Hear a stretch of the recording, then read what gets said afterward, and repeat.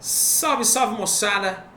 Teacher Lucas com mais um tema para vocês aqui dentro da cinemática: movimento oblíquo, também conhecido em algumas literaturas aí por movimento bidimensional. Então vocês já podem esperar aí, saber o que esperar, né? Movimento bidimensional significa que ele vai ocorrer ao mesmo tempo no eixo X e também no eixo Y. Também conhecido, dependendo da apostila, do material, do livro que você trabalha, como balística. Então, isso vai envolver o tema de, por exemplo, um tiro de meta, uma bala, né, solta por um canhão, um arremesso, um saque de vôlei, um arremesso de basquete, esses exemplos. Observem que ao mesmo tempo que esse objeto se desloca para cima e depois começa a descer, ou seja, para baixo, ou seja, sempre que ele se desloca aqui nesse eixo que nós denominamos eixo vertical, eixo Y, ele também se desloca sobre o eixo horizontal, que é o eixo X. Agora, do ponto de vista físico, vem cá, me acompanha aqui. O que acontece com o corpo, com essa bolinha, ao ser arremessado obliquamente, então? Olha só. Lá no eixo Y, existe uma força chamada de força-peso. Que no eixo, olha, eu vou repetir, no eixo Y, existe uma força chamada força-peso que vai desacelerá-lo, ou seja, ele vai perder velocidade até que ele chega no eixo Y, na altura máxima, a uma velocidade nula, conforme nós podemos observar nessa figura aqui. Aí, após chegar na altura máxima, ele começa a ganhar novamente a velocidade no eixo Y. E ao tocar novamente o chão, ele chega com a mesma velocidade que ele foi lançado no eixo Y, porém com sentido oposto.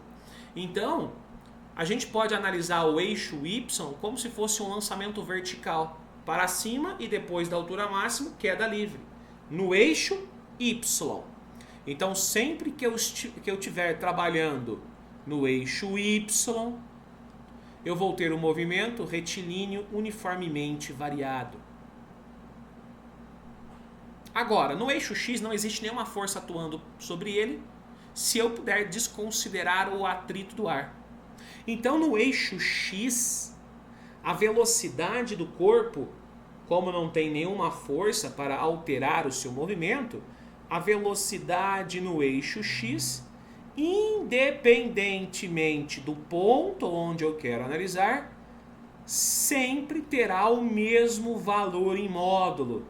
Isso eu quero dizer que, ao analisar o movimento no eixo X, eu tenho que analisar segundo as equações do movimento retilíneo uniforme, ou seja, segundo a velocidade média. Moral da história, vocês já devem ter observado aqui, né? Pegou a ideia? Que ao analisar o movimento oblíquo, eu preciso decompor as velocidades, assim como nós analisamos lá em dinâmica, lá em Newton, né? Se eu tenho uma certa velocidade de lançamento, eu vou ter que decompor essa velocidade de lançamento em Vx, ou seja, componente da velocidade no eixo X, e a sua componente no eixo Y. Por quê? Porque no eixo X o movimento é uniforme, no eixo Y o movimento é variado. Então, bora lá, vem comigo. O eixo X, a gente pode analisar aqui, ó, pensando no plano cartesiano. Aqui é o eixo X, aqui é o eixo Y. essa daqui seria a minha velocidade, por exemplo, de lançamento em um determinado ângulo θ com a horizontal. Pensando lá em vetores, que física, você encontra aqui uma aulinha, ó, show de bola de vetores. Eu sei que o Vx é a componente que está com o ângulo. Então, meu Vx é igual a VO cosseno de θ. Já o meu VY é a componente do vetor velocidade que está sem o ângulo. Então, meu VY será a velocidade em módulo vezes o seno do ângulo. E vale observar novamente que essa velocidade no eixo X é uma velocidade uniforme, ela nunca vai alterar. Ou seja, eu vou ter que trabalhar no movimento retilíneo uniformemente variado aqui no eixo X. Já lá no eixo Y, a velocidade diminui durante a subida e volta a aumentar durante a descida. Então, ele é um movimento desacelerado durante a subida, gravidade negativa, e um movimento acelerado durante a descida, aceleração positiva. Moral da história, ao analisar o eixo Y, eu preciso analisar as equações do movimento retilíneo uniformemente variado. Então, em termos de equações, nada vai mudar. O que eu estou querendo dizer? Que se eu estiver analisando lá no eixo X, a única equação que eu posso utilizar é a equação da velocidade média ou a equação do só sorvete, onde a velocidade média vai ser o meu Vx, ou seja, será o VO cosseno de θ. Tá bom? Como a gente pode representar aqui. Já ao analisar o movimento no eixo Y, eu vou ter que dividi-lo. Vou analisar o eixo Y ou durante a descida ou durante a subida. Durante a descida é um movimento de queda livre, aceleração positiva. Então, usando a equação da vovó ou do sorvetão ou de Torricelli, a gente tem que só tomar o cuidado seguinte. Durante a descida, significa que eu vou estar no ponto mais alto. No ponto mais alto, minha velocidade inicial é nula. E durante a descida, a aceleração é positiva, é a própria gravidade. Então, considerando esses fatores e substituindo esses fatores, nós podemos também, se quiser, tá? Utilizar essas equações, ó. Velocidade final é igual a gravidade vezes o tempo, ou espaço final é igual a espaço inicial vezes a gravidade, tempo ao quadrado por 2, mas nada mais é do que a equação do sorvetão.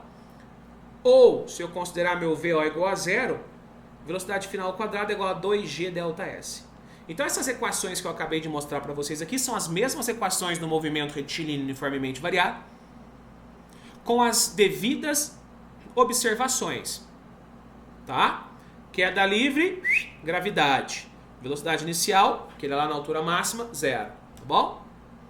Então, lembrando também que essa velocidade y, né? Essa velocidade final é a velocidade final no eixo y.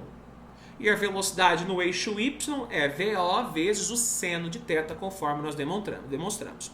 Durante a subida, é a mesma análise com as mesmas equações, só tem que tomar cuidado no seguinte: durante a subida a gravidade é negativa, porque é contrário ao movimento, tá?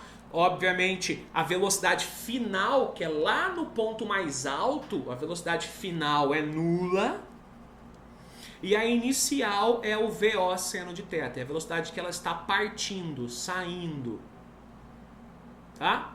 Outro detalhe muito importante aqui no movimento oblíquo é a análise do tempo. Então, como tudo é simétrico, É muito importante a gente lembrar o quê? Que o tempo de subida sempre será igual ao tempo de descida. Então, se eu demoro 2 segundos para subir, obviamente eu também vou demorar 2 segundos para descer.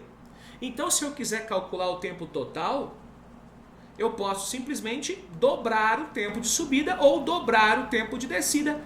Isso agiliza muito nossas contas, tá? Então, eu sei que são muitas informações, mas eu convido vocês a assistirem os próximos vídeos que são exemplos desse lançamento. Então, vem comigo.